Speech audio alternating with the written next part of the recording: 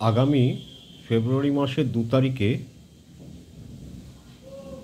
শ্রীপঞ্চমী।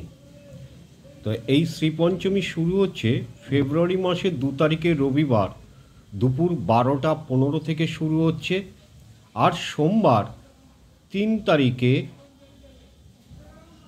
সময় 9টা 59 পর্যন্ত শ্রীপঞ্চমী থাকছে।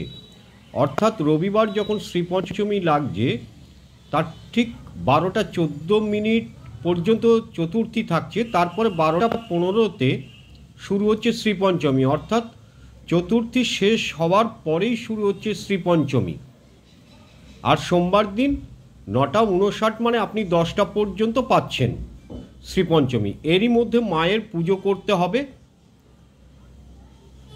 কিন্তু 10টা পার হয়ে গেলে আপনি কিন্তু আর শ্রীপঞ্চমী পাচ্ছেন না।